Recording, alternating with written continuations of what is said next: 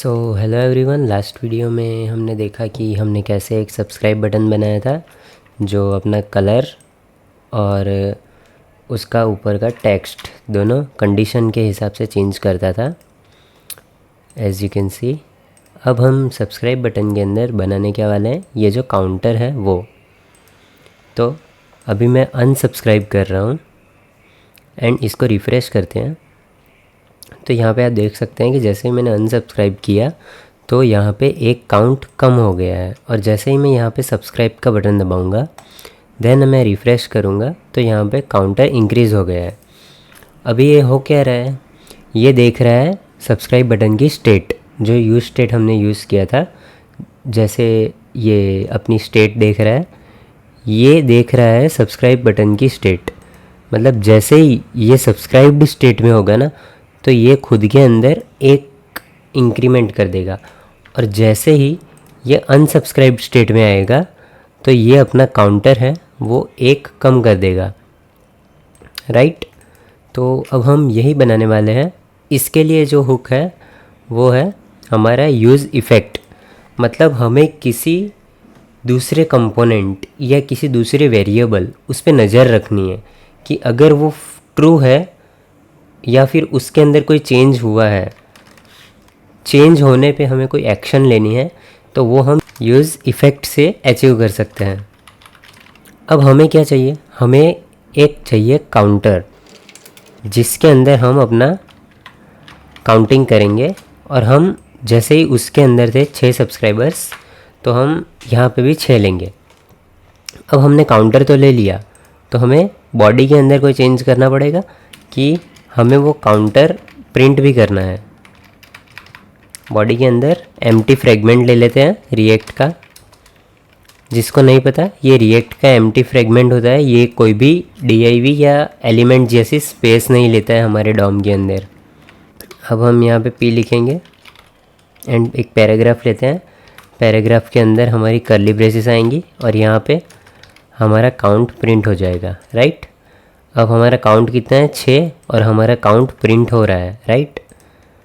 तो हम देख लेते हैं, ये रहा हमारा काउंट। ये हम यहाँ पे सेमीकोलन निकाल देते हैं तो हम इसके आगे ज़रा अच्छा दिखे इसके लिए लिखते हैं सब्सक्राइबर्स। ओके, तो हमारे सब्सक्राइबर दिख रहे हैं यहाँ पे 6। तो अब जैसे ही मैं इसके ऊपर क्लिक कर रहा हूँ तो इसको पता नहीं चल रहा है, जो काउंट है इसको पता नहीं चल रहा है कि मैंने इस पर क्लिक किया है या नहीं क्लिक किया। ओके, सो अब हम यूज़ इफ़ेक्ट का यूज़ करते हैं। तो यूज़ इफ़ेक्ट के अंदर हम एक फंक्शन पास करेंगे, एम्प्टी फंक्शन, और उसके अंदर हम लेंगे इसका यूज़, उसको कॉमा करके हमें जिस वेरिएबल पे नज़र रखनी है हम उसका नेम लिखेंगे सब्सक्रिप्ट्स के अंदर।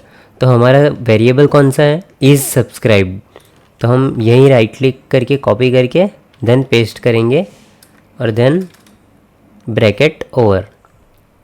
ओके, अब हमने यूज़ इफ़ेक्ट को क्या बोला कि जब भी इज़ सब्सक्राइब्ड के अंदर कुछ भी चेंज हुआ तो तू हमें बताएगा। ओके, console.log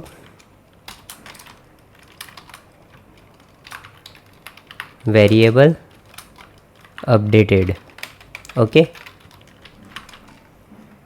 अब हम जैसे ही सब्सक्राइब बटन को जितनी बार चेंज करेंगे ये मैसेज आने वाला है वेरिएबल अपडेटेड, राइट। तो अब हम यहाँ पे देख लेते हैं, हम यूज़ करेंगे अपना Ctrl+Shift+I। ओके, तो Ctrl+Shift+I को प्रेस करने से हमारा कंसोल ओपन होता है। आपका कंसोल ना ओपन हो तो यहाँ पे टैब से कंसोल ओपन कर ले। देन अब मैं जैसे ही क्लिक करूँगा तो यहाँ पे वेरिएबल अपडेटेड आ गया है, राइट। तो अब मैं वापस क्लिक करूँगा, ये 2 हो गया, वापस क्लिक, ये 3, 4, 5, 6, 7, 8, 9, 10। मैं जितनी बार क्लिक करूँगा इस पर तो उतनी बार ये इंक्रीमेंट हो रहा है। लेकिन हमने क्या देखा कि वो चीज़ सिर्फ एक सब्सक्राइबर इंक्रीज़ करती है, और यहाँ पे कितने, मैं जितनी बार क्लिक करूँगा इतना अपडेट हो रहा है, राइट। तो अब हम ये चीज़ तो नहीं कर सकते। अब इसके बीच में हम अपना सारा कंडीशनल स्टेटमेंट कर सकते हैं। हम इसको रिफ्रेश करते हैं, अभी यहाँ पे कुछ नहीं हो रहा, तो अभी हम एक कंडीशन लिखेंगे इफ़ अगर इज़ सब्सक्राइब, अगर मैंने सब्सक्राइब किया है, अगर मैंने सब्सक्राइब बटन दबा दिया राइट, तो हमें काउंटर इंक्रीज़ करना है 1 से। सो अब हम देखते हैं कि हमारा काउंटर इंक्रीज़ हो रहा है या नहीं। तो यहाँ पे क्लिक किया, ये काउंटर इंक्रीज़ हो रहा है, लेकिन अब मैंने अनसब्सक्राइब कर दिया तो ये डिक्रीज़ नहीं हो रहा, लेकिन ये इंक्रीज़ ही होते जा रहा है राइट। तो अब हमें अनसब्सक्राइब के लिए लिखना है एल्स पार्ट, ठीक है। तो एल्स सेट काउंट -1। ओके, तो अभी मैंने सब्सक्राइब नहीं किया है तो एक माइनस हो जाना चाहिए, लेकिन यहाँ पे हो क्या रहा है, हमने सेट कितने कराए थे, 6 सेट कराए थे, लेकिन ये हो कितने गए, इस कंडीशन की वजह से ये 5 हो जाते हैं। अभी ये वेरिएबल में चेंज हुआ कब, पेज जब लोड होता है तब इस वेरिएबल में चेंज हुआ, वो इसने देखा, ठीक है। तो हमें यहाँ पे डायरेक्ट एल्स पार्ट नहीं लिखना है, हम यहाँ पे लेंगे एल्स इफ़ पार्ट, ठीक है। तो अब हम यहाँ पे लिखेंगे नॉट इज़ सब्सक्राइब। अब इज़ सब्सक्राइब ट्रू हुआ तो वो इसमें जाएगा और बाकी का सब भूल जाएगा, ठीक है, उसके नीचे का कुछ एग्जीक्यूट नहीं करेगा। तो अभी यहाँ पे फॉल्स हुआ, ठीक है, यहाँ पे फॉल्स होगा, ये एग्जीक्यूट कैसे होगा, यहाँ पे कमेंट कर लेते हैं। अब ट्रू हुआ तो ये एग्जीक्यूट करेगा, इतना एग्जीक्यूट करेगा, फिर बाहर चला जाएगा। अब फॉल्स हुआ तो ये फॉल्स क्या होगा, ट्रू हो जाएगा। क्यों ट्रू हो जाएगा, क्योंकि उसके आगे ये लगा हुआ है नॉट ऑपरेटर। नॉट ऑपरेटर क्या करता है, जो होता है उसका उल्टा कर देता है। जो हमने अभी तक तो नहीं देखा, हाँ हमने आगे देखा था यूज स्टेट के अंदर, ये जो भी होगा वो उसका उल्टा कर देगा राइट। तो अब हम देखते हैं ये कंडीशन, अब हमने ये उल्टा क्यों कराया, क्योंकि आपको भी पता है कि कोडिंग के अंदर ये जो कंडीशन ब्रैकेट के अंदर जो भी हमारी कंडीशन होती है वो अगर ट्रू होती है तो ही इसके अंदर की बॉडी एग्जीक्यूट होती है। अगर ये फॉल्स हो जाता तो ये एग्जीक्यूट नहीं होता। तो हमें ये कुछ इस टाइप लिखना होता कि इक्वल टू फॉल्स, तो हम डायरेक्ट ऐसे लिख सकते हैं राइट। लेकिन हमें ये नहीं करना है, हमें थोड़ा स्मार्ट कोडिंग करनी है, ठीक है। तो हम यहाँ पे आगे लगा देंगे नॉट, तो हमें वो इक्वल टू करके कुछ करने की ज़रूरत नहीं है, वो भी हमें एंड के अंदर ट्रू ही पास करके देगा जो हमने देखा अभी। तो मैं आपके रेफरेंस के लिए यहाँ पे लिख देता हूँ is subscribe equal to false, ठीक है। आप ये कंडीशन यूज़ कर सकते हो। यहाँ पे इतने में जो हो रहा है वो यही मीनिंग में हो रहा है, ठीक है। तो अब हम देखेंगे कि ये ट्रू हो रहा है तो ये बॉडी एग्जीक्यूट होगी। तो अब हम देख लेते हैं, ये वापस से डिक्रीज़ हो जा रहा है राइट, कि वो ट्रू हुआ लेकिन फिर भी वो 5 हो ही रहा है, जो हमारी एल्स पार्ट में भी हो रहा था। तो इसके लिए हमने लिया है एक पी काउंट, तो इसके लिए अब हम ले लेंगे एक पी काउंट वेरिएबल। तो const P count equal to count, okay. तो अब पी काउंट के अंदर वैल्यू कितनी होगी, हमारी वैल्यू होगी 6।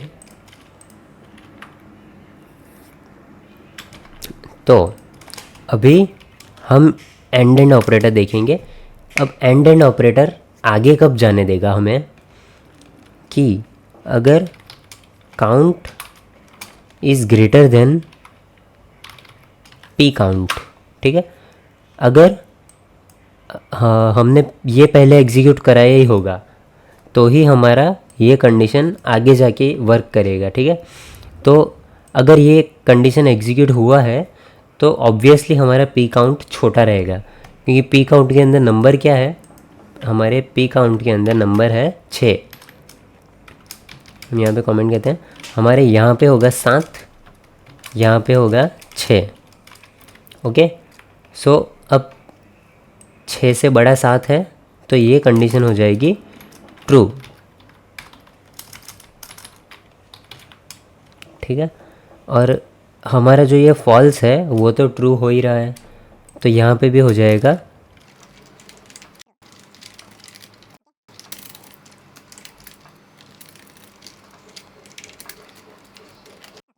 सो ये आपकी अंडरस्टैंडिंग के लिए कमेंट्स कि यहाँ पे नीचे हो क्या रहा है, क्योंकि अगर हमारा सब्सक्राइब फॉल्स है तो वो उल्टा होके ट्रू ही होने वाला है।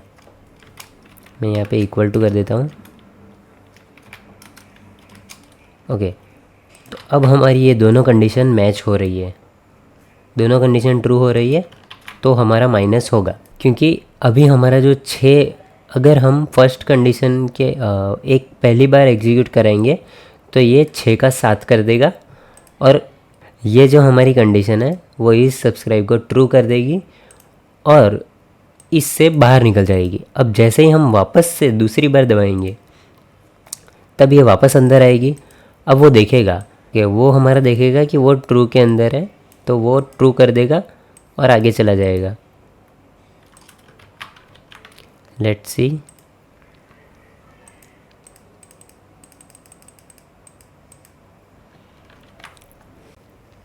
सो अब हम देखते हैं कि हमारी ये कंडीशन वर्क कर रही है या नहीं, और उसको समझते हैं ज़रा। अब मैंने अनसब्सक्राइब किया तो ये वापस से अनसब्सक्राइब हुआ नहीं, क्यों? क्योंकि हमने यहाँ से नॉट कंडीशन हटा दी है। हम नॉट कंडीशन वापस लगाएंगे, ये फिर भी नहीं होगा। क्यों नहीं होगा? यहाँ से ये सब्सक्रिप्शन बस इंक्रीज़ करते जा रहा है। अब इंक्रीज़ क्यों हो रहा है ये हम समझते हैं कि जब भी हमारा पी काउंट अपडेट होता है तो उसके साथ साथ हमारा पी काउंट भी अपडेट हो रहा है, राइट? तो अब हमें पी काउंट को अपडेट कराना ही नहीं है, ठीक है? तो अब हम पी काउंट को, अनदर रीज़न हम यूज स्टेट क्यों यूज़ करते हैं,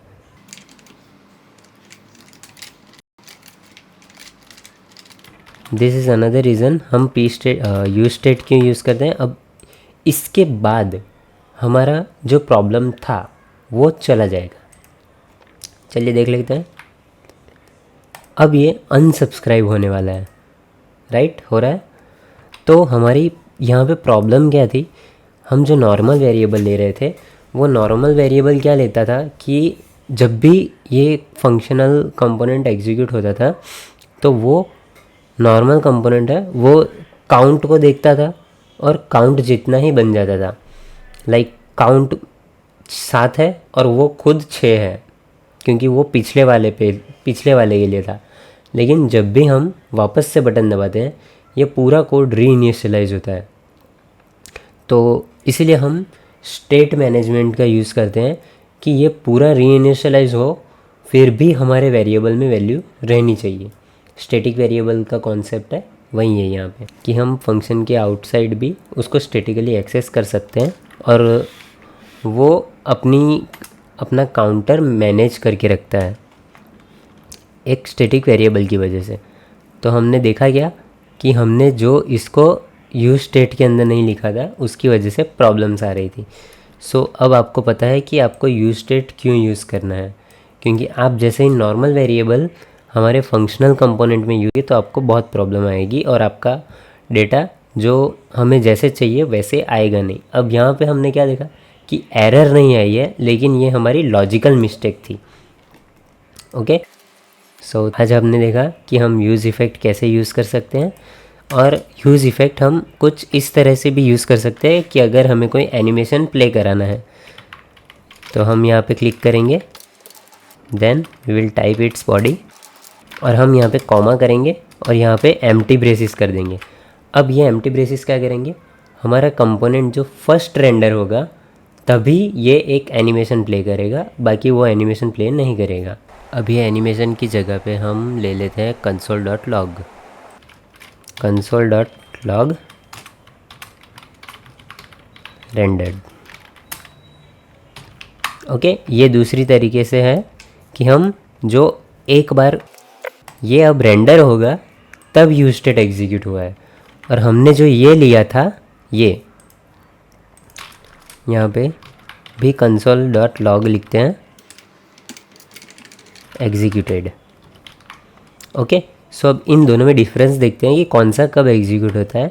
तो जो हमारा नीचे वाला यूज स्टेट है उसके अंदर एम्प्टी सबस्क्रिप्ट है, मतलब वो क्या करेगा, वो जब रेंडर होगा तभी एग्जीक्यूट होगा।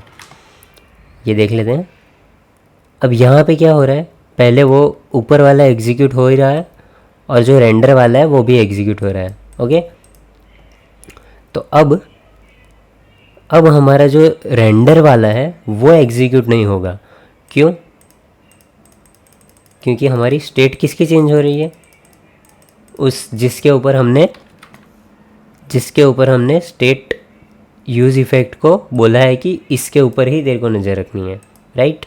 अब वो पहले क्यों एग्जीक्यूट हुआ था, क्योंकि पहले भी हमारा जब कंपोनेंट लोड हुआ तब उसके अंदर वैल्यू चेंज हुई थी। यूज स्टेट के अंदर बेसिकली कोई वैल्यू नहीं होती और वहाँ से एक 6 नंबर की वैल्यू हमारे कोड की वजह से पास हुई, तो वो तब एक बार एग्जीक्यूट हुआ, राइट। और अब वो दूसरी बार क्यों एग्जीक्यूट हुआ था दोनों चीज़, क्योंकि हमारा जो सब्सक्राइब बटन है वो हमारे पेज के अंदर आया था। ओके, जो हमारा app.js है वो इसके अंदर आया था, तब वो एक बार एग्जीक्यूट हुआ था। ओके, तो अब हम समझ चुके हैं कि ये 2 बार क्यों आया था फर्स्ट, और ये क्यों आया था। Okay, that's it. और आपने आज सीखा कि हम यूज़ इफ़ेक्ट कैसे यूज़ कर सकते हैं।